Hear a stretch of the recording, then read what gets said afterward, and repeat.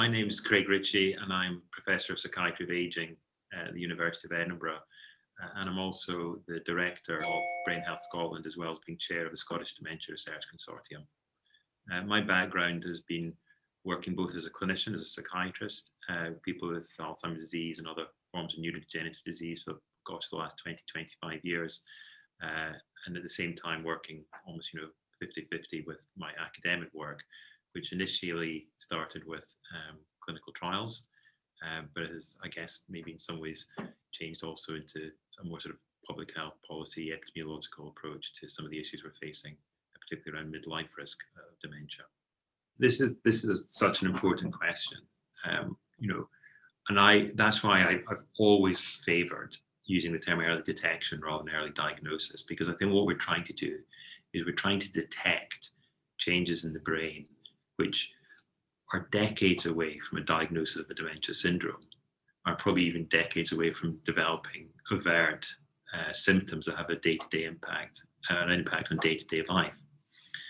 So there's lots of analogies that we can use. Like, for instance, is amyloid, is what I call cortical amyloidosis, akin to cholesterol levels. It's a risk factor for something else, but in its own right, is it actually harmful? Now, there's a whole bunch of people who've got elevated cholesterol who never have a stroke.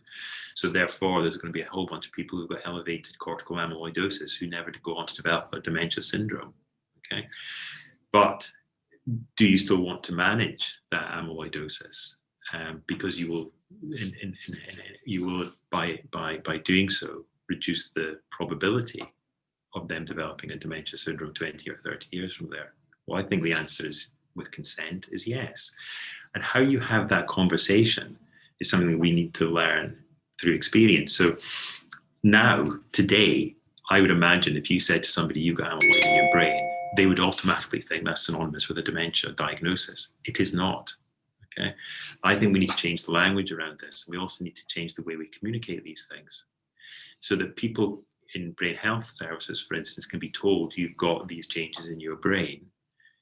But the good news is we've detected it early, and through lifestyle modification, through improved nutrition, by managing those personalized prevention plans, plus or minus pharmacological intervention in the future, we should be able to reduce your risk of developing dementia or delay its onset by 10, 15, 20 years.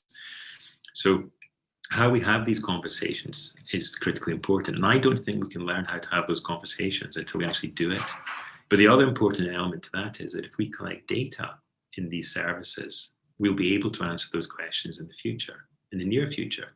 So the participants or the patients in these brain health services would also recognize that they're actually contributing to scientific knowledge and clinical knowledge as we move forward.